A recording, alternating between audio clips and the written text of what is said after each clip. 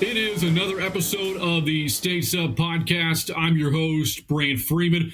Last week we talked Texas State softball with opening week last week for the Bobcats. Well, this week we're talking baseball because it's opening week for Steve Trout's program. The Bobcats opening up the 2024 year against Youngstown State with a 3-game series at Bobcat Ballpark. And, of course, the program, has been just phenomenal over these past 2 seasons. Looking forward to, big things again here in 2024. And the guest joining us has been a part of the success the team has had over these past couple of seasons. In fact, he's one of the more tenured players on the team. Cam Bush joining us on the podcast, 5th year, with Texas State. First year was 2019 when he was a redshirt.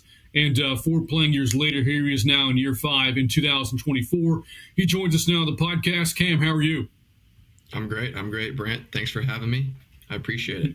Yeah, man. Always enjoy talking to you and anybody in and around the program. And, again, you're a vet on this team, a pitcher. You kind of switched roles every now and then from starter to bullpen from Round Rock. So you grew up not too far, from San Marcos. Kind of look at your career, 60 appearances for you, more than 120 innings pitched, 119 career strikeouts.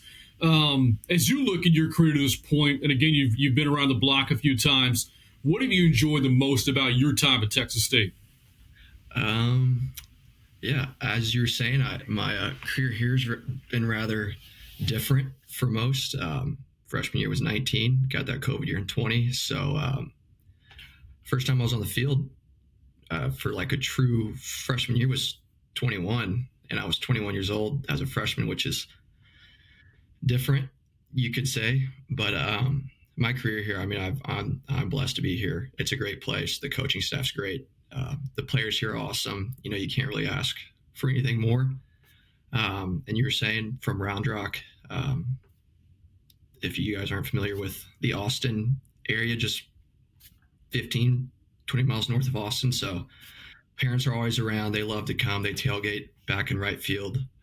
So everything's close to me, and I really can't ask for much more.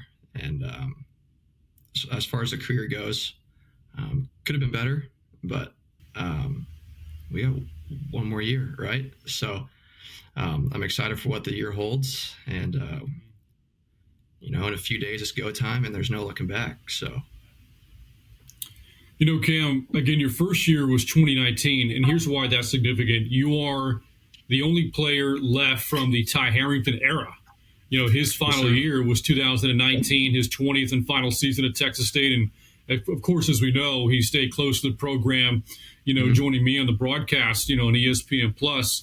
So, for you, what did you get to know about Ty, and being a part of that transition from Ty to Trouty? Because so Coach Harrington was the one that recruited me, right? So when I my freshman year was with Coach Harrington, and as you were saying, I'm one of the only ones that I've got to play for Coach Ty and Coach Trouty. So that's pretty cool. It's funny you asked that, because last night we were talking about Coach Ty, and it's cool, and he was a great coach. I was blessed to be recruited by him, and I love to see him still around.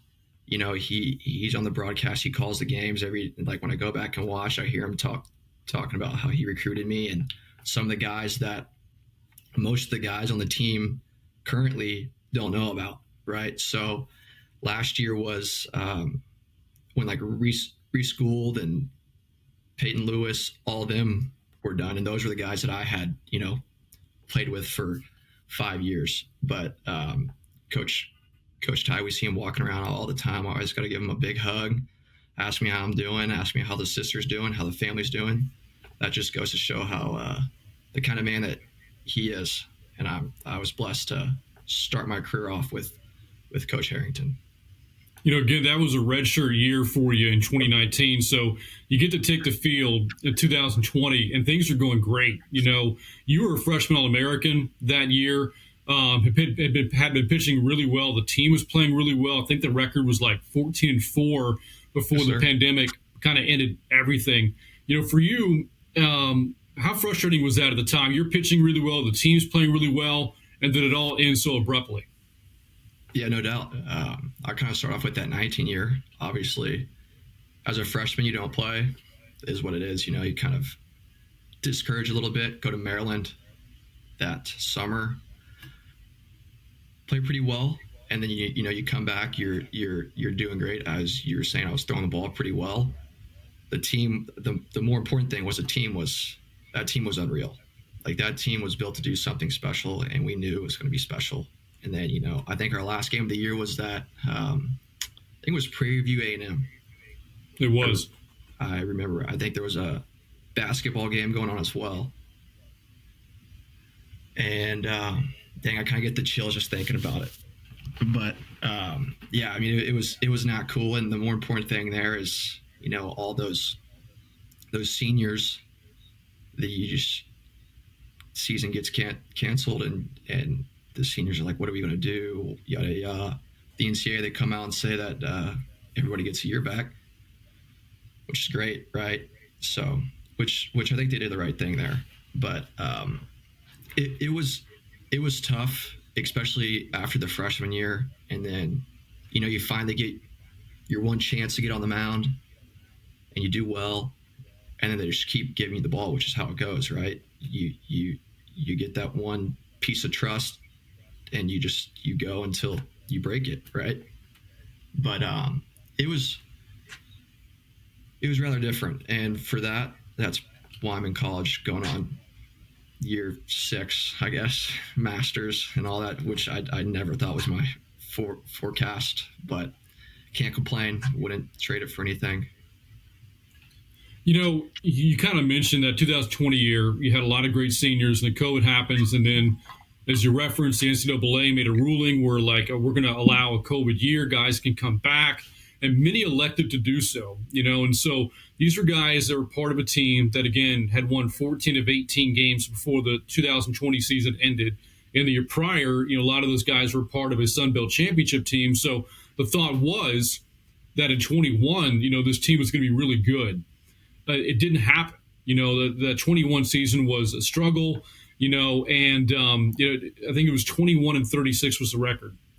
And then you fast forward to the end of the following year, and the program goes from setting a team record for losses to a team record for wins. That incredible 2022 year that saw you win, another Sun Belt championship, win 47 games, which again was a program record. 3 outs away from going to the Super Regionals, pushing Stanford in the region finals that year in California. So what was the redemption story like for that 22 team to, the struggles you had in 21 and to then, bounce back the following year and do what you did? How special was it to be a part of that? It was obviously it was great to be a part of it. And back to that 21 team, with the bounce back of the COVID years and the seniors that came back,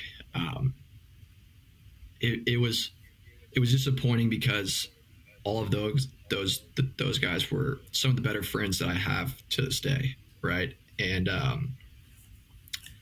not how you wanted it to go, right? In 21, we had the personnel to get it done, and there was no doubt that it was the team to do it. It was the team to break all the records. And then that following year, it's funny because in 21, I think we were projected to be first in the Sun Belt, right? It didn't happen. 22, we were projected to be last, finished first, right? Roles reversed tremendously. And just thinking back, the biggest thing was I don't think so much the personnel. I think it was kind of how we can't lose 36 games again. And Coach Trout took a different approach to it. We did some outside things, worked with some mental coaches, I guess you could say, and it kind of just took off from there. And it was really cool to see those 21 guys, Redden, Hollis, all those guys still support, right? Because I mean, they obviously wanted the big run, the long run, the ring on the finger, all that type of stuff, and they were supportive the whole way. And like Redden and all those guys, great friends. I was in Redden's wedding, so I mean, I talked to him on the phone once a week. I mean, he's a great friend of mine. But the 22 year was special, and I don't think it was so much like the quality of players that we had. I think it was just the way we played as a team, the culture, and I think the culture goes a long way. And I think that goes to show kind of the uprising trend that Texas State baseball is having. So many cool moments, from that year, right? I referenced the Stanford Regional and, the way you guys beat the Cardinal in that first game and the massive home runs, and, Stivers' performance in the region final was maybe one of the best pitching performances I've ever seen from this program, and of course in the regular season, all those huge Sunbelt wins, never losing a Sunbelt road game, that's unheard of. That's never going to happen again for anybody. There was the midweek win at Texas when the Longhorns were ranked number 1 in the country. So a lot of cool moments that year. Last year, the team not quite as successful as the year prior, but still really good, winning, 36 games. And there were some really cool moments for you last year. I mentioned a midweek win at Texas in 22. You were the winning pitcher in the midweek win at Texas this past year. You also got a save at UTSA, which as we know is a huge rivalry. So, looking back at last year, the past couple of years, for you, what are your favorite, accomplishments, memories that you have performing on the mound? Yeah, of course. I got a few. And this is actually my question at the banquet. And I wanted to talk more about it, but we have 1,000 seniors, so I didn't want to, steal the mic. But I'll start. There was a walk-off in 2019 in San Marcos against Texas, if you remember that one. I do. And I wasn't even on the field for that. I was in the stands on the velo sheet, and me and my buddy Damon Fernandez, we were like, what do we do? So we just dropped the clipboards. We ran out into the dog pile. We were obviously late to the dog pile, but it was still, as a freshman, you're 18 years old, what else could you ask for, right? So that's number one. And then my first career outing, I think it was, I want to say Lamar. That guy came in with runners on second and third with no outs or something. Thanks, Coach Trout. I appreciate that one. Thank you. And then, as you were saying, that 22 year, we go the home and away with Texas. We lose the one at home, win the one away. I think I pitched at the one home. I think I did pretty well. I struck out the side, I think, in the 7th, which was super cool. It's a close game. I think the final score is 9-8. If you had that final score. I remember that. Mm-hmm. With runners on scoring position, too, to win it. So pretty promising game there. Obviously, the win at Texas in 22 with Stivers, the horns down thing. Super cool. You can't forget that one. And then, how you were saying in 23, I got the win there in Austin last year, which was cool. I think I kind of snaked that win. I think I got the win in the 5th and the 6th or something, which is, we call it a snake's dub, but is what it is. Got the win there. And there's a handful of memories just, outside of the game that you just kind of hold on to, the friends the friends you gain, I'm starting to get a little older to where I'm going to weddings now, like Matthew Nicholas, Herman, Redden, all those guys, right? So the little things like that outside of baseball, and I'm sure there's more that if I sat down and really thought about, some pitching experiences, I'm sure I could talk to you for hours. I'll give you one more. It was, I think in 21, we were at the Sun Belt tournament, and Zach Lee was throwing. I think we were playing App State, and Zach Lee just went like 8 2/3. And this would be my true freshman year, right? And Coach Stroud, he hands the ball off to me, and Zach Lee just dominated. And I think it's like a 1-0 game we're losing, and Zach Lee's his runners on third base, 2 outs. And Coach Stroud just hands the ball to me, and like all I could kind of think about is like, this is Zach Lee's run, and like Zach Lee's going to be he's going to be a draft pick. Like hopefully he throws in the big leagues. Like one day this could be like my kind of, like young freshman, not young, but a freshman, like claim to fame, I guess, or in a way. And I got that out. We ended up losing, which I'm pretty sure capped that 21 year of the chances of making our regional. But just little things like that. There's another one. I'll go one more, and then we can carry on. It was 22. We were home. It was Lafayette, and Matthew Nicholas, his elbow was into pieces, and this just goes to show how kind of the kind of guy that Matt Nick is. He goes out there and like rolls up a double play. Like there's no way that he should be on a mound right now, but it's just when you're asked to throw, you throw, right? And I think John Wethridge goes yard, deep center, probably off the batter's eye or something. Then I come in. I think I throw the 8th. Stavros, he throws the 9th. We get a dub. Big series win. I think that kind of like really not set in stone that regional bid, but I think it did. And that was cool to see. Like Matt Nick, he went out there and did his thing. Hurt, injured. John Wethridge obviously does his thing, and then I think we go to meet a Stivers. So that was cool too. Let's talk family now a little bit. Your parents, Kelly and Roy. You have a younger sister, Kylie, who's also a college athlete playing soccer at Tabor College. So tell me about the support system that you have and the relationships that you have with your family. Oh, yeah. So my dad, Roy, my mom, Kelly Bush. I also have a stepdad, Rob, who's very supportive. My younger sister, Kylie, as you said, she plays soccer in Kansas at a NAIA school by the name of Tabor, super small town. And then I also have 2 stepbrothers. But the support system there is crazy. Neither one of my parents went to college. So when I was like that junior in high school, like kind of like that age where you're like, where am I going to go to school? Mom and dad were like, I don't care where you go, you're going.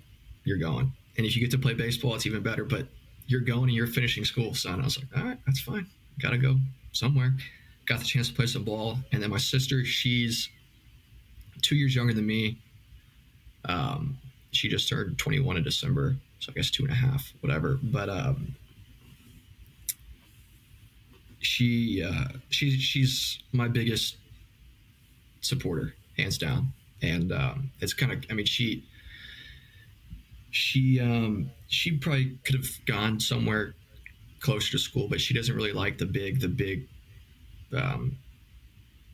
I guess not stages, but surroundings. She's kind of like a homebody. So when she got the chance to go to somewhere small and kind of, build her career there, she took it, and props to her because Kansas, I mean, that's a full day trip. San Marcos, you can get here in an hour, right? So in the fall, it's tough. They don't like to come down here because they want to go see Kai play soccer up north. But she still is, but she's number 35, and I started my career off as 35 for 3 or 4 years. But as you can probably see, sorry about that. I've been number 3 you can see my little shirt quilt. Shout out, Mom. I've been number 3 for my whole life. So when I got the chance to go to number 3, I had to. So Kylie was pretty upset with me. She was mad that I switched to 3, but we got to be 35 for a long time. With support systems, awesome. And I can't do it without my mom and dad and my stepdad. and you've probably seen them around. They're probably drinking beer and yelling at the referees and the umpires and all that stuff. But they're awesome, and they know I probably couldn't do what I do without them, and that's the bottom line. So Cam, you've already earned your degree in business management. You're working on, your masters right now. Sure. What are your post baseball plans? What's next? That's a great question, and I think that's something I got to